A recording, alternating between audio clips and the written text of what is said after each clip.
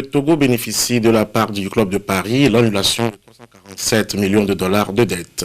La crise alimentaire qui sévit dans le monde fera la une du sommet de la Sainte-Sade, ouvert aujourd'hui à Cotonou au Bénin, et de celui de la CEDEAO prévu pour le 23 juin prochain à Abuja au Nigeria.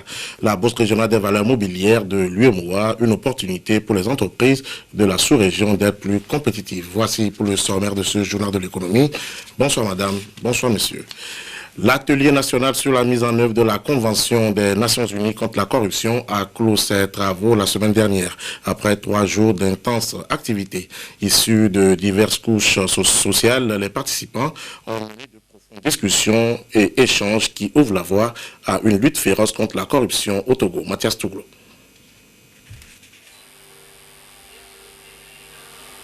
Face au développement inquiétant de la petite et de la grande corruption au Togo, avec des conséquences graves dans tous les secteurs d'activité publique et privée, dans les institutions de la République et dans la vie quotidienne des citoyens, des mesures urgentes s'avèrent nécessaires. Le Togo a ratifié le 5 juin 2005 la Convention des Nations Unies contre la corruption, entrée en vigueur en décembre 2005. C'était effectivement pour chercher des solutions idoines pour contrer ce fléau. Si les Nations Unies vont en guerre contre cette pratique par des dispositions appropriées, c'est qu'effectivement le problème de la corruption porte un coup dur aux économies nationales. Le Togo n'a pas pris cette initiative aujourd'hui, puisque la commission existe au moins depuis 2001. Ça prouve que l'initiative est largement antérieure à la date d'aujourd'hui.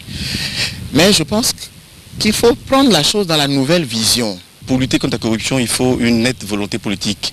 Et cette volonté politique-là doit se traduire par des actes concrets au plan opérationnel. D'abord, avoir un cadre législatif qui permet donc de cadrer cette lutte anticorruption pour ne pas qu'il y ait des dérives. Et ensuite, installer des institutions capables donc de sous-tendre cette lutte-là. Au Togo, selon les observateurs et les spécialistes, ce fléau retrouve ses origines et son dynamisme au sein des conséquences directes de la crise sociopolitique que le pays a connue. Mais aujourd'hui, tous les acteurs socio-économiques veulent accorder leur violon sur les mesures à prendre désormais. Avec la crise que nous avons connue, beaucoup d'entreprises avaient été payées sans avoir livré. Mais depuis un certain temps, nous avons mis un système en place qui nous permet de suivre la livraison avant de payer toutes les factures de l'État. Nous avons même fait appel à un cabinet d'audit qui nous aide aujourd'hui à aller vérifier la livraison effective ou le service fait avant de payer. Nous sommes en train de mettre un système informatisé en place de la gestion des finances publiques qui va aussi nous conforter dans notre système de contrôle.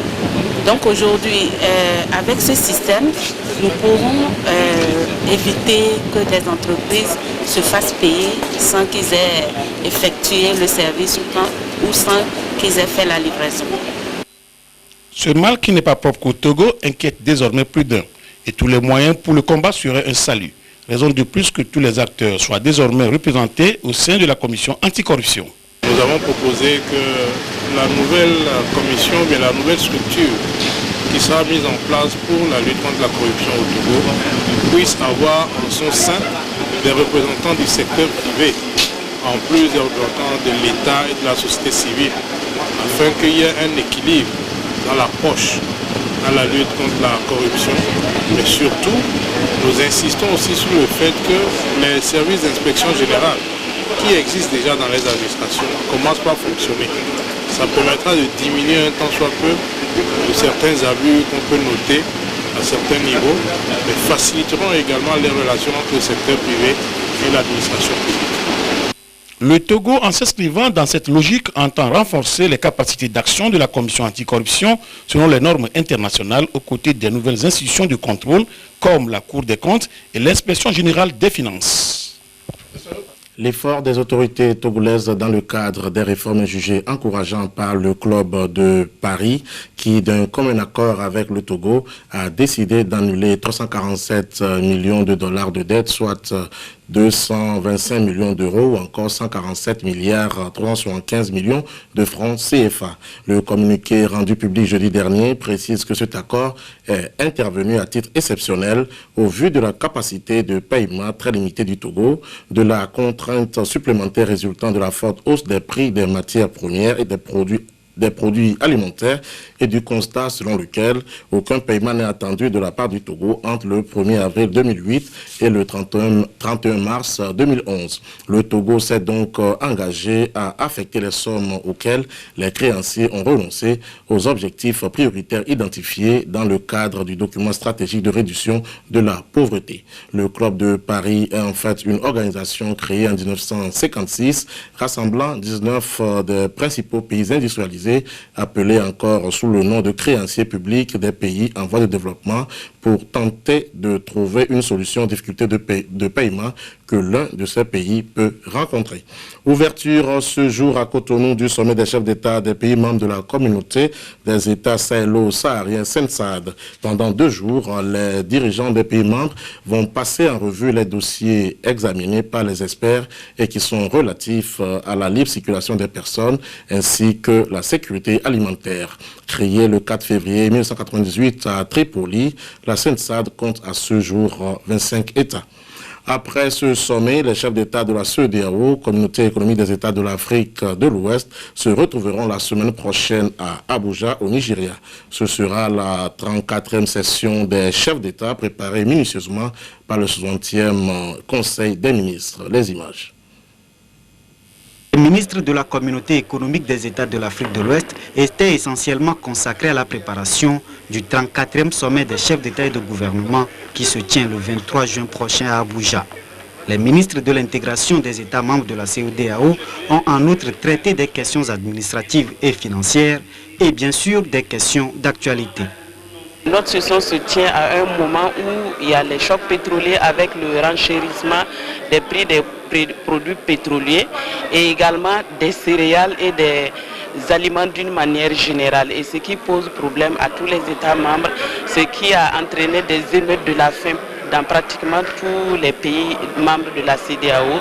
Et ça a quand même retenu l'attention de notre Conseil. Les ministres ont par ailleurs eu à se prononcer sur le rapport à mi-parcours 2008 du président de la Commission de la CEDEAO portant sur l'état d'avancement des tâches assignées à son institution.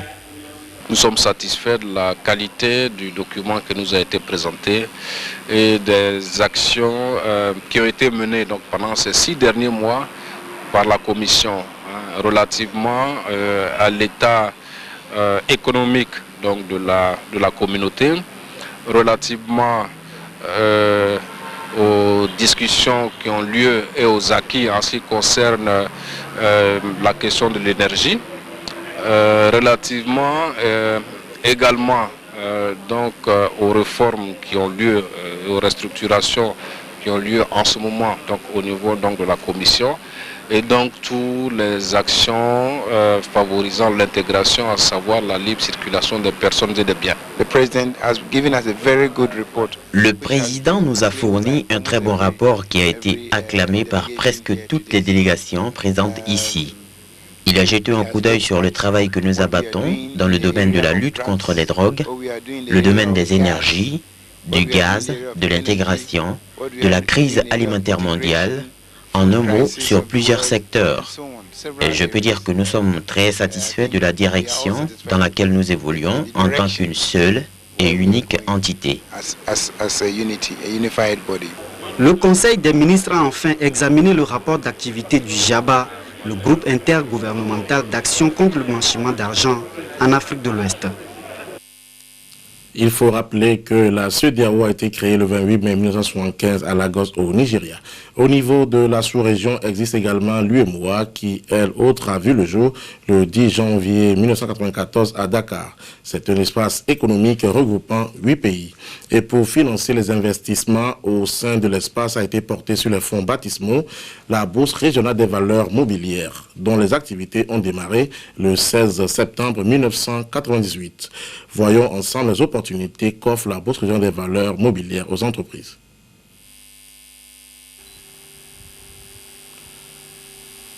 Le conseil d'administration de la Bourse régionale des valeurs mobilières BRVM qui s'est tenu en avril dernier à Lomé avait validé la décision de la mise en place d'un compartiment pour les petites et moyennes entreprises ou industries PME-PMI.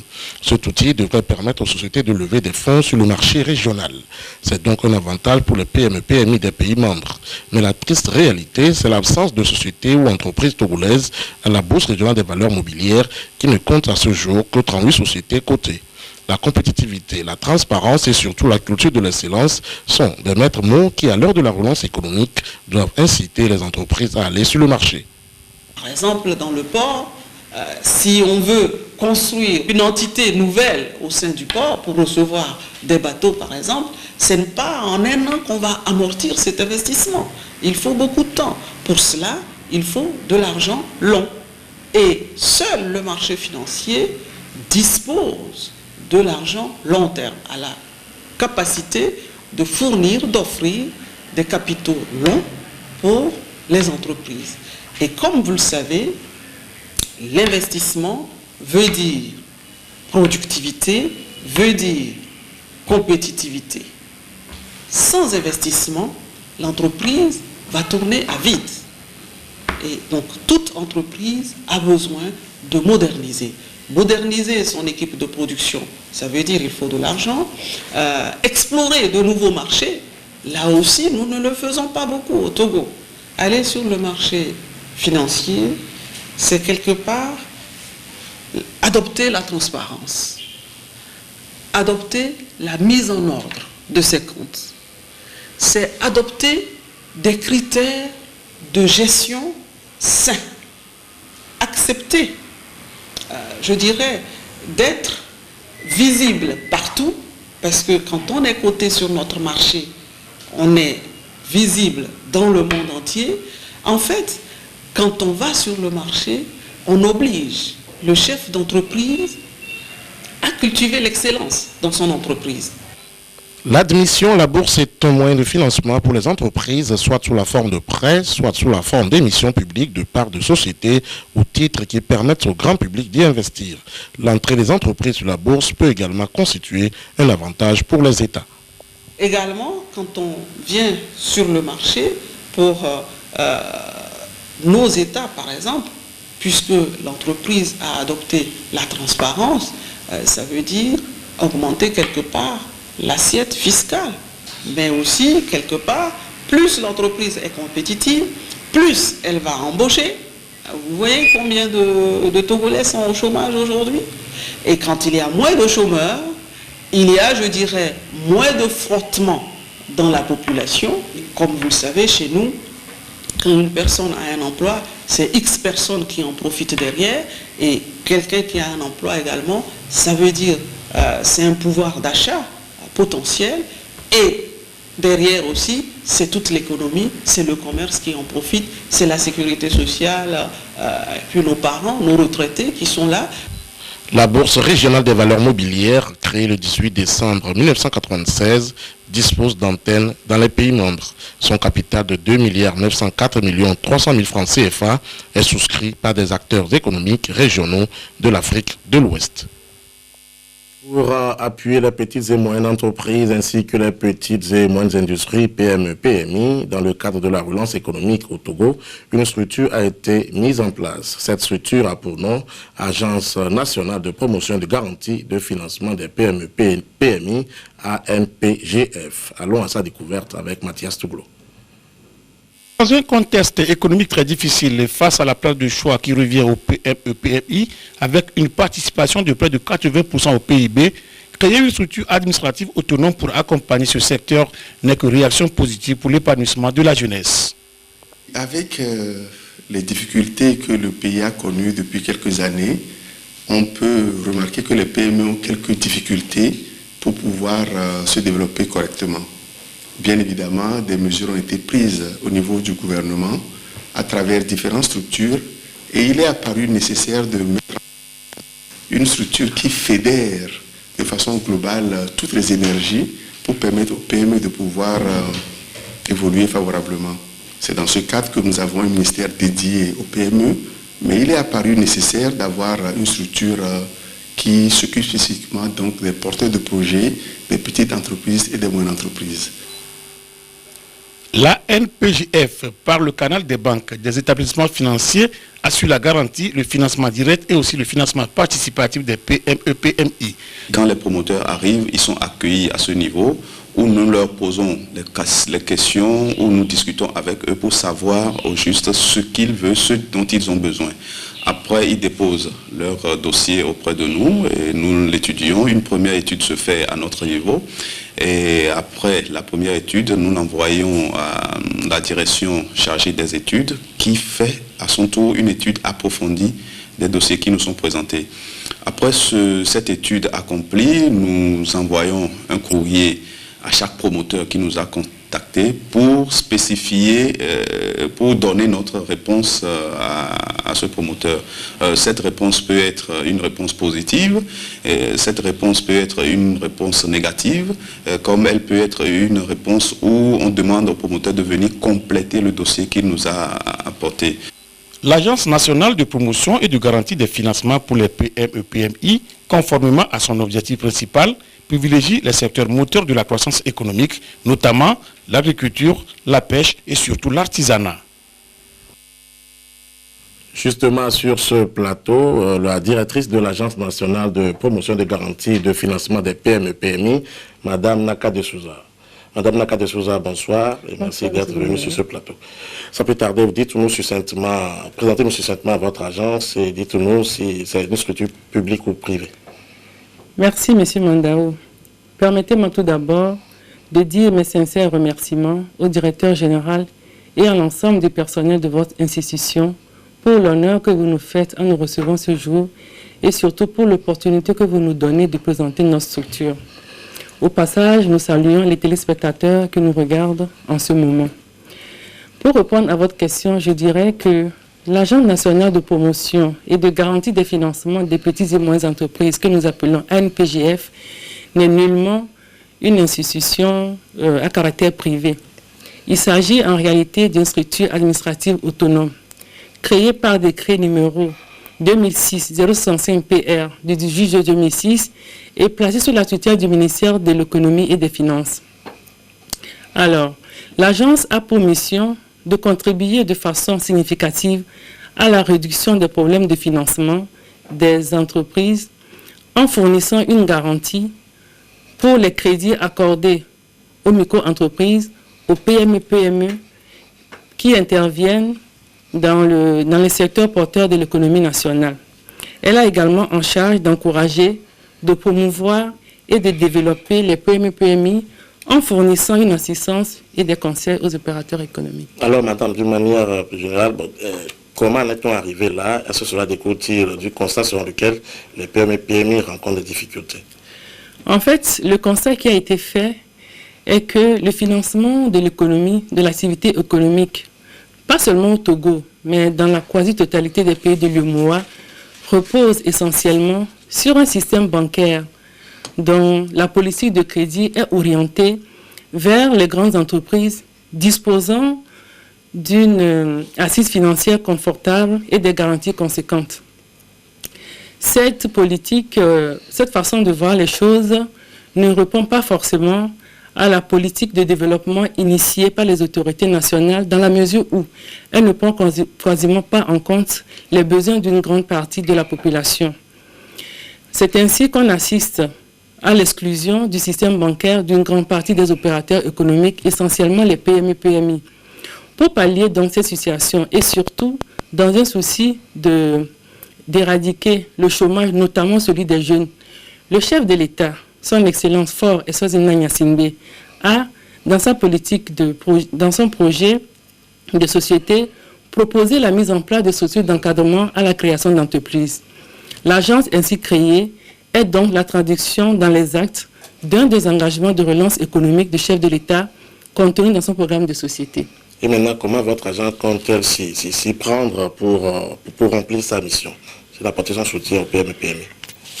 Au-delà des services financiers qu'offre l'agence, notamment les garanties, les financements directs et les financements participatifs, l'agence va axer ses interventions autour d'un accompagnement flexible des bénéficiaires de crédit.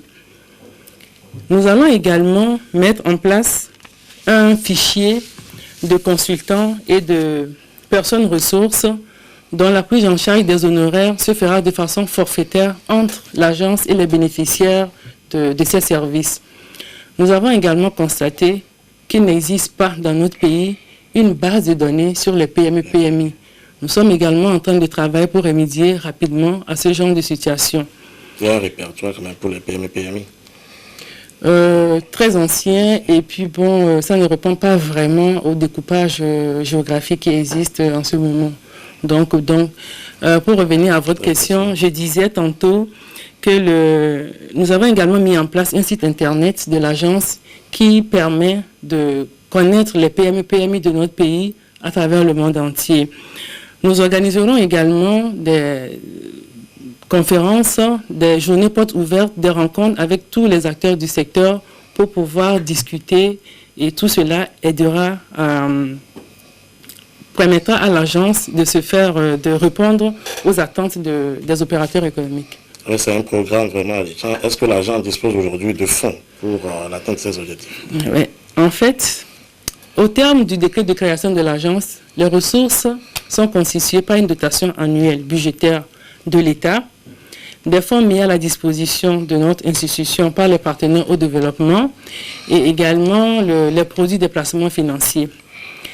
Au titre du budget 2008, une dotation budgétaire a été allouée à l'État, par l'État à nos structures.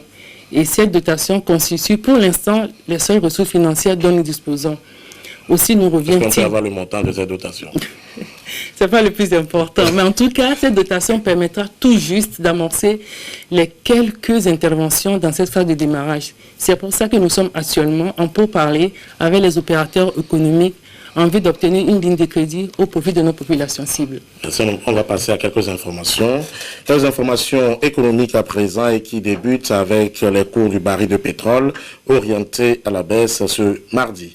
Le cours valait donc 132,95 $ alors qu'il avait débuté la semaine tambour battant, lundi, c'est-à-dire hier à New York, frôlant le seuil des 140 $.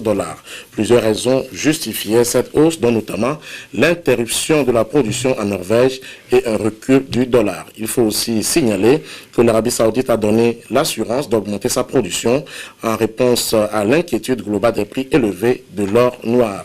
Mais cette décision des Saoudiens n'enchante pas l'Iran, hostile à toute hausse unilatérale de la production de pétrole sans un consensus au sein de l'Organisation des pays exportateurs de pétrole, OPEP. Un coup d'œil rapide sur les cours d'autres matières. Le cours de l'or en fini vendredi en baisse. L'once d'or valait 866 $ contre 890,50 $ il y a une semaine. Même chose pour l'once d'argent qui valait 16,31 $ contre 17,19 $ la semaine dernière. 2043 $ contre 2050 $ il y a une semaine pour l'once de platine. Seule l'once de palladium a vu ses cours remonter à 450 $ contre 429 $ il y a de cela 7 jours. Le cacao a connu un bond à plus de 3 000 $. La tonne due surtout aux craintes sur la qualité des récoltes. Le café est resté stable tandis que les cours du sucre sont revenus à la hausse. À propos des récoltes, l'on pense que les inondations de l'Iowa, considérées comme le grenier à céréales des États-Unis, pourraient provoquer la perte des récoltes et donc l'augmentation des prix. Au Togo, le prix du maïs vendu par l'OSAT est toujours resté à 400 francs le bol contre 700 francs CFA dans les marchés auprès des bonnes femmes. En Afrique de l'Ouest, certains spécialistes estiment que la hausse des prix est principalement due à la forte dépendance de la sous-région en denrées alimentaires, alors que l'eau, la terre sont disponibles, de même que les ressources humaines pour produire et nourrir les 250 millions d'habitants de la région. Autre constat, pendant que certains États souffrent d'un déficit de produits vivriers, d'autres ont un excédent. Selon Dr Ibn Chambas, président de la commission de la CEDEAO, les obstacles liés à la libre circulation ainsi que le manque de moyens de transport et de stockage font que les uns ne parviennent pas à ravitailler les autres. Nous l'écoutons.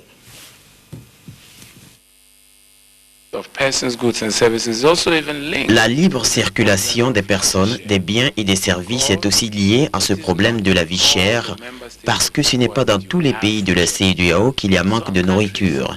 En fait, dans certains pays, les paysans se plaignent de ce qu'ils n'arrivent pas à écouler leur production et ils n'ont pas de bon prix, alors qu'ils n'ont pas non plus la possibilité de transporter leurs produits dans d'autres pays où ils pourraient avoir de meilleurs prix. Donc l'intégration reste la meilleure solution, en ce sens qu'elle nous permettra d'apprendre à nous connaître davantage dans cette région, à nous ouvrir aux autres et permettre l'intégration afin de mieux partager les énormes ressources dont dispose la région ouest-africaine. Pour permettre à l'Afrique de l'Ouest d'assurer sa sécurité alimentaire, la Banque d'investissement et de développement de la CEDEAO, BIDC, va mettre à la disposition des pays 100 millions de dollars, soit environ 40 milliards de francs CFA. À Nairobi, des experts et ministres africains ont entamé hier une semaine de discussion pour tenter de trouver des solutions à la crise alimentaire qui frappe le continent le plus pauvre de la planète en raison de la flambée des prix de l'énergie et des matières. Allons à présent au Cameroun où on procède à de nouveaux conditionnements de produits pour faire face à la vie chère. C'est Noël avant l'heure pour ce petit Camerounais. Ce matin-là, il est sûr de prendre son petit déjeuner à base de lait. Malgré la modestie de ses moyens, Marie, sa mère, parvient à lui acheter ce produit riche en vitamines, du lait en poudre vendu dans des sachets en plastique. Nous, on préfère prendre les petits sachets comme ça là pour faire le café aux enfants le matin. Donc, quand on a un peu d'argent, 175, on préfère prendre que de prendre les grosses boîtes. Puisque la grosse boîte est 4 000 francs. Nous, on ne peut pas acheter ça à 4 000. Pour des raisons d'ordre pécuniaire, les sachets en plastique sont en passe de supplanter tous les autres modes de conditionnement de produits de grande consommation au Cameroun. Lait, sucre, farine, spiritueux sont désormais emballés en grande quantité dans des sacs en plastique. Et même de l'eau à boire. Tous les Camerounais s'en procurent d'un sachet d'eau chaque jour. Moi-même, particulièrement, j'en bois au moins 5 chaque jour. Au lieu de prendre la bouteille Tanguy, vous voyez que ça me revient déjà un peu moins coûteux. Je suis à l'aise. Le conditionnement des articles dans des sachets en plastique, un phénomène à la fois commercial et industriel en pleine expansion. À l'origine, de petites et moyennes industries ou entreprises, depuis que le Cameroun est passé officiellement du statut de pays en revenu intermédiaire à celui de pays pauvre très endetté, plusieurs patrons de PMI et PME s'adaptent au pouvoir d'achat des consommateurs. Un opérateur qui veut survivre essaie de comprendre qu'est-ce qui se passe sur le marché, on essaie de comprendre la clientèle. Et notre clientèle est, je dirais, pas spécialement nantie. Nous avons le consommateur de whisky vit au jour le jour. Un bémol tout de même, ce phénomène n'a pas que du bon. Au plan écologique, il constitue un vrai problème. Après avoir été utilisé, plus de 90% de sachets en plastique se retrouvent dans la nature et ils ne sont pas biodégradables. Retour sur ce plateau, nous étions avec Madame Naka de Souza. Madame de Souza, quelles sont les conditions à remplir pour bénéficier de soutien de votre structure? Comme toute structure, l'NPGF dispose également de ses critères d'éligibilité qui portent essentiellement sur des critères généraux, la population cible et le secteur d'intervention. Concernant les critères généraux, l'aide de l'NPGF ne peut aller qu'à un projet dont l'étude permet de s'assurer de la rentabilité financière du projet, de l'existence de marché et également de la pérennité de l'activité. Le nombre d'emplois pouvant être générés ou consolidés par le projet sera également pris en compte dans l'analyse du projet avant l'intervention du mécanisme de l'agence. Les entreprises qui sont dans l'informel seront encouragées à se formaliser pour pouvoir bénéficier des appuis de l'ANPGF. Concernant le secteur d'intervention, conformément à sa mission, celle de contribuer à la réduction du chômage par le biais du développement et de la promotion des petites et moyennes entreprises, l'ANPGF privilégiera les secteurs qui sont considérés comme étant des moteurs de la croissance économique, notamment la petite industrie, la petite entreprise, les services, l'artisanat, l'agriculture, l'élevage et la pêche. Sont donc exclus du mécanisme d'intervention de l'ANPGF, le commerce, l'achat, revente en l'état des produits importés. Cependant, sous certaines conditions, la commercialisation des produits locaux pourront bénéficier de l'intervention de l'agence. Est-ce qu'aujourd'hui, un exploitant agricole peut-il avoir votre soutien et comment? Ou bien des sociétés de ramassage d'ordures peuvent-ils bénéficier de l'appui de l'agence? Tout à fait.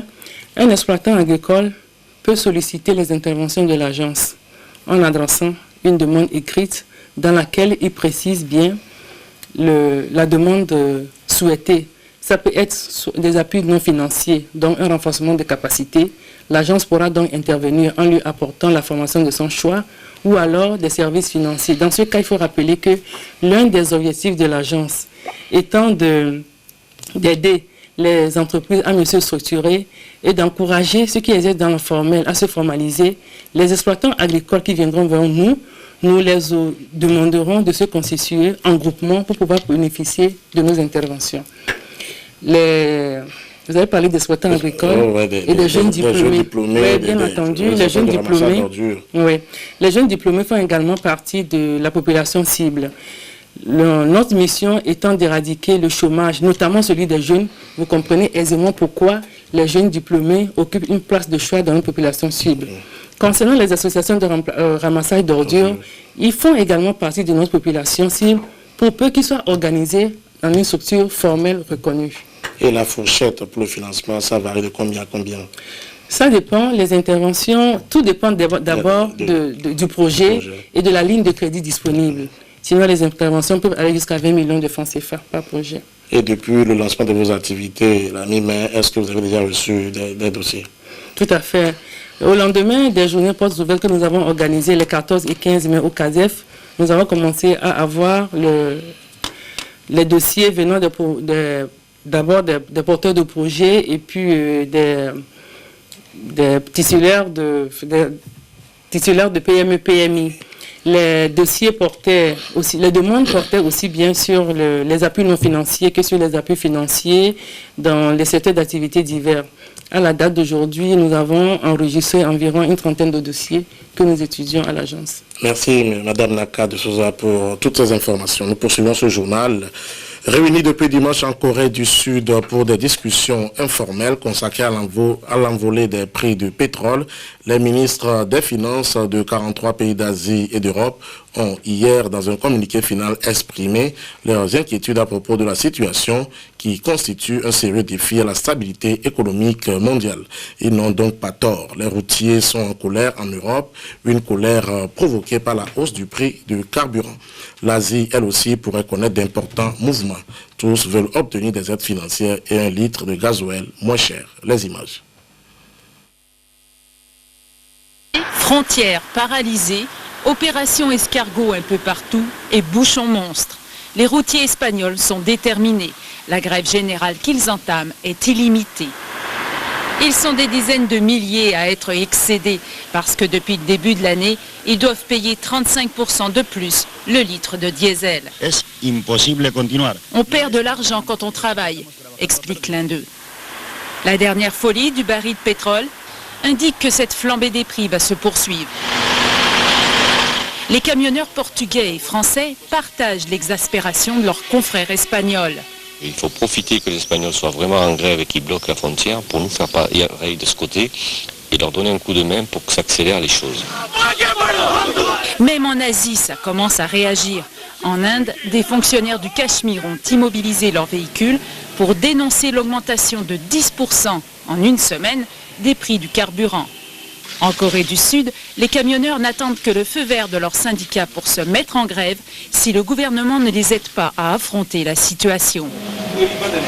Une situation qui profite, c'est le cas de le dire, à plusieurs. Selon l'agence américaine de statistiques sur l'énergie, les pays de l'OPEP, les principaux producteurs de pétrole, vont récolter cette année des profits de 980 milliards de dollars. Et l'an dernier, 5 des plus grandes compagnies pétrolières dans le monde ont totalisé des profits de plus de 123 milliards. L'Arabie saoudite a convoqué une réunion de pays producteurs et consommateurs de brut pour analyser les causes de ces prix records.